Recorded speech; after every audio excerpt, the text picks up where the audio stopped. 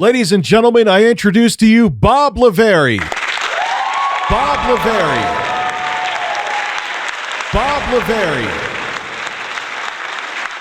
Bob. Just look at it as I stretch it. Hey everyone, do you like my smooth, sultry voice? I bet you do. Well, you should check out my ASMR channel called Tech25 ASMR. There's a top pinned comment and the link to that channel is in the description.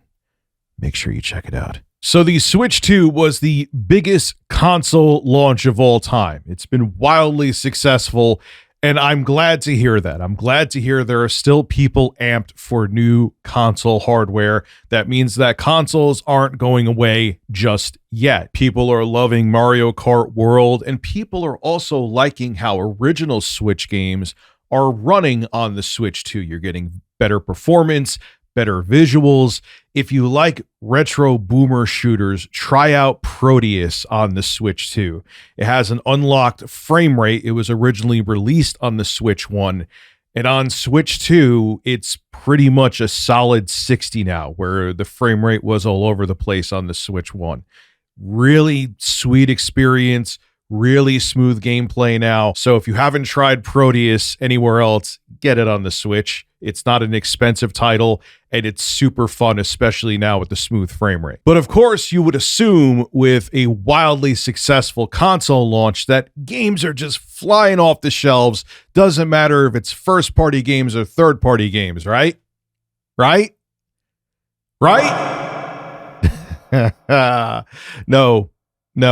Third-party games are, minus some exceptions, a couple exceptions, are not selling great on the Switch 2. This comes from GamesBusiness.com. 62% of Switch 2 physical game sales in the US launch week were from first-party games, excluding the Mario Kart World Bundle. 48% of Switch 2 physical game sales in the UK launch week were from first-party games, excluding the Mario Kart World Bundle. 86% of Switch 2 physical game sales in the UK launch week were from first-party games, including the Mario Kart World Bundle. By comparison, for the launch of the Switch 1, which didn't have as many third-party games at launch, 89% of UK physical game sales were from first-party games. Again, that's for the original Switch. And for the launch month of Switch 1 in the US, 81% of US physical game sales were from first-party games. I believe that, especially because I remember it was slim pickings with the original Switch around launch time. CD Projekt's Cyberpunk 2077 was the best-selling third-party game during the launch of Switch 2, beating launch sales of CD Projekt's The Witcher 3 on Switch 1. Sega was the number 3 biggest publisher on Switch 2 at launch. When it comes to games released both physically and digitally, over 80% of Switch 2 game sales came from physical retailers, data shared by publishers. So I could see maybe why key cards or maybe something that's a little more relevant with people being annoyed with the Switch 2, because it seems that people, at least with Switch consoles, are more inclined to buy physical copies of games. One third-party publisher that they chose to remain nameless, that the low sales of their game released on the Switch 2 sold so poorly, it was, let me make sure I'm quoting here properly, below our lowest estimates. And another publisher said that their game sold, let's just be generous now, about 100 copies on the Switch 2. I'm not screwing up that number. 100, not 1,000, not 10,000 units sold, 100.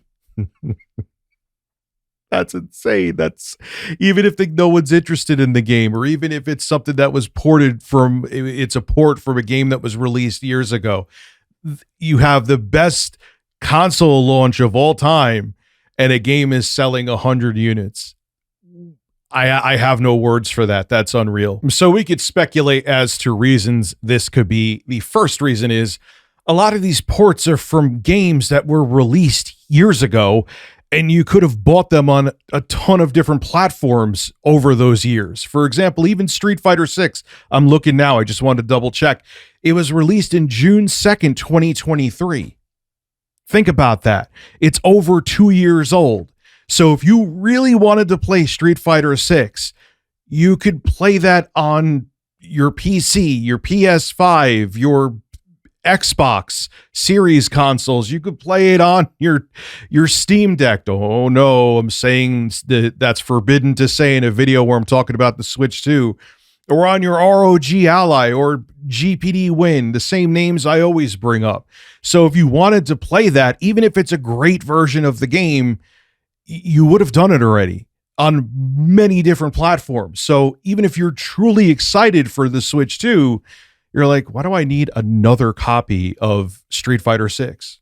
Like, it just explain it to me why I need it. And here is the one I always hear from people who white knight for Nintendo when I've talked to them on live streams. And, oh, rich people only buy Nintendo consoles for first party games. And to that I say, you must be a lot younger than me, because that was not the case. It wasn't the case with the NES. That's when third-party developers really flourished. It wasn't the case with the Super Nintendo. Yes, the Super Nintendo sold less than the NES, but that's because they had really hard competition from Sega with the Genesis. And even in the end, they still outsold the Sega Genesis. If there was no Sega Genesis, I believe the sales of the SNES would have been even larger than they were for the NES. There would have been a much bigger install base. The N64, the only reason it didn't have the same amount of third-party support is because Nintendo lost their minds and went with cartridges. The GameCube, I mean, if you think about it, Resident Evil 4 was, at least at the time, a GameCube exclusive. They were working with Capcom. Does that sound like Nintendo is not looking to work with third parties? The GameCube, its biggest issue was it didn't do the same with online that the original Xbox did, and even the original PlayStation did. PlayStation, it was more of an afterthought than was with the Xbox, but nonetheless, it still had online capabilities. The GameCube did as well, but there was only a handful of games at most that utilized online capabilities for that. So you had the smaller discs, which Nintendo went with because it was tougher to pirate, but for developers, there was less space to put their games on there compared to DVDs. But Nintendo even then was still trying to push third party. The Wii had a ton of third party support, but there was a lot of shovelware too. Are you seeing what I'm saying here? Third party's been a thing. Wii U, even though it was a complete bomb, at least when Nintendo introduced it, remember they had that sizzle reel of all the third party games coming to the Wii U? Like, where was this thing that Nintendo wasn't looking to court third parties? Like, where did this whole nonsense come from that Nintendo wasn't at least trying to court third party games for their consoles? It makes zero sense, and history says otherwise. And if the statistics are accurate and people are buying a bunch of physical games for their Switch, even when many other platforms, people who buy games on them, are going towards digital distribution, let's face it, people think that the game key cards suck ass. They look at them as useless pieces of plastic, and they're like, all right, I'm just not going to buy that game then. I think, and I know there are a lot of Nintendo fans that aren't going to want to hear this, and they're going to bring up Steam Deck sales numbers as opposed to Switch 2 or Switch 1 sales numbers, but you're missing the point.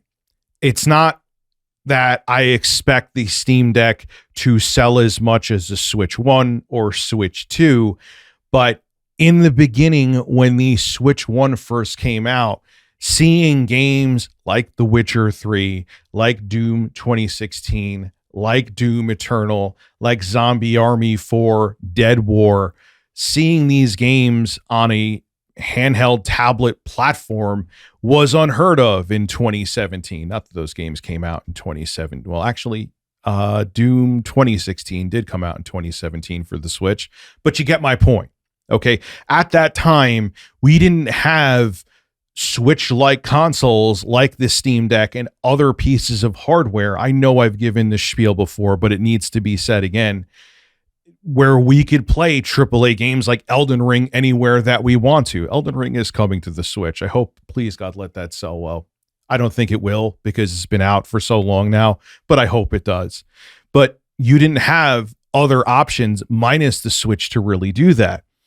In 2025, you have a plethora of options, and people who may have either picked up a Switch back in the day to play AAA games, they didn't have an option to play anywhere else except on the Switch, or if they had it on their PS4, Xbox One, or PC at the time, picked up a Switch to play those games. Now in 2025, even if you bought a Switch, you're like, why am I going to get Street Fighter 6 for the Switch 2 when I could just play it on my Steam Deck or play it a billion other ways? It isn't the same market that it was in 2017. Nintendo ushered in this like hybrid console or this market where you could play AAA games that are the same games on the go, unlike when you had the 3DS and the Vita and the PSP. But now they have competitors. And even if those competitors aren't doing the same numbers as the Switch and Switch 2 are, people are like, I don't need to wait for a port of this AAA third-party game to come to the Switch 2. I could play it a whole bunch of different ways. And in 2017, I couldn't do that.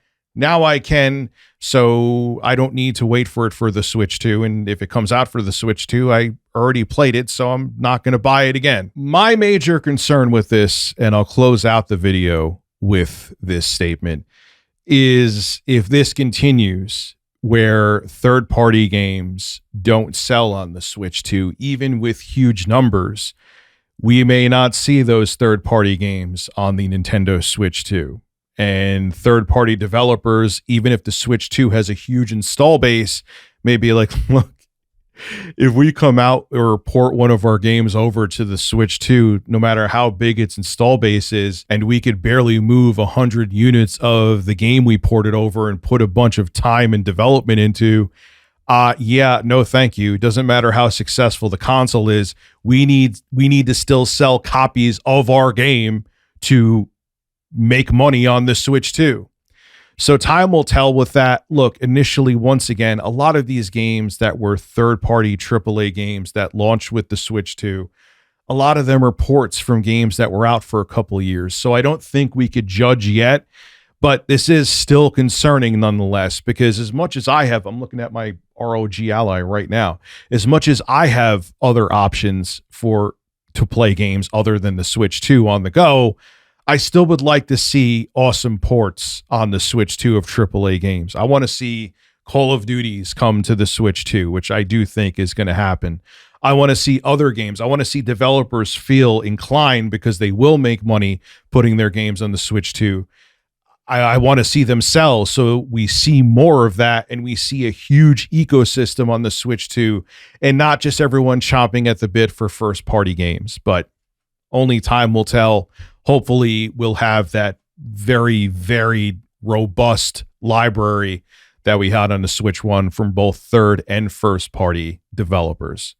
This is Rich of Rich Tomorrow signing out. Make sure you sub to my ASMR channel, link below in the description. Have a good one. Shout out to Bob Lavery. Bob Lavery. Bob Lavery. Bob Lavery. Hey, if you watched the whole video, what the hell are you doing? You're not subbed yet? Click that sub button. I live stream here all the time. We have a good time. Make sure to become a subscriber. It's free. Click the button now and hit that bell too. Be a man.